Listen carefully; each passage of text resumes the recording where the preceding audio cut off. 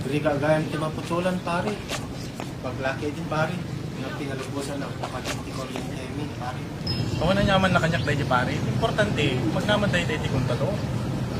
Ngayon, tinawtawatig natin ng pare. Ito naman minsan nga pagbabayadan. Mabaling pagtudwatan to. Well pare, syempre. Tikabit na di kuryente mo pare, tagka-kuryente ka magten.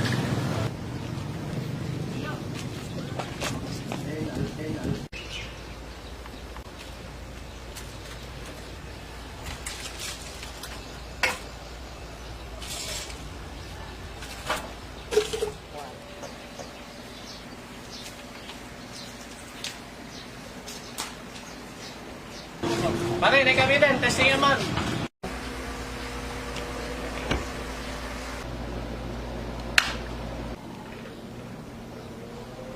Okay pare, thank you.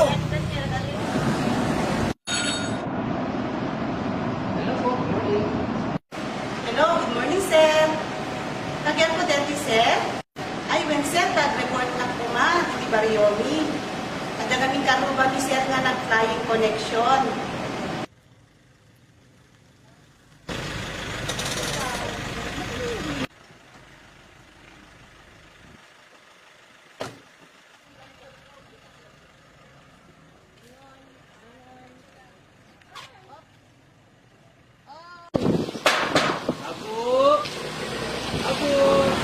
Nung ato inaramid yu, ket may parparit.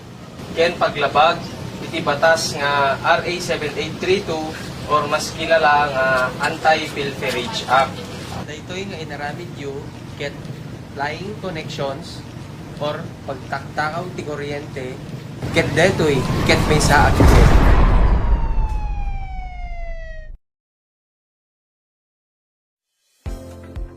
Ang Republic Act 7832 o Anti-Pilferage Act ay isang batas na mahigpit at direktang ipinagbabawal ang pagnanakaw ng kuryente sa pamamagitan ng paggamit ng jumper, flying connection at iba pa.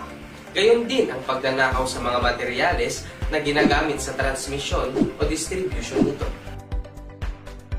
Ipinagbabawal ang sino man na kumonekta sa overhead lines, service drops o iba pang electric service wires nang walang pahintulot ng kagilkot-o. Pagkakakulong ng 6 hanggang 12 taon. Pagmulta ng 50,000 hanggang 100,000 pesos. At pagbayad sa differential billing na maaaring katumbas ng 6 na buwan o 5 taon na halaga ng electric bill. Sa ating mga member consumer owners, tulungan natin ang ating kooperatiba na labanan ang ganitong gawain. Agad na i-report ito sa Kagilkot-o. Maging mapagmatsyag, mangialam at magsumbong.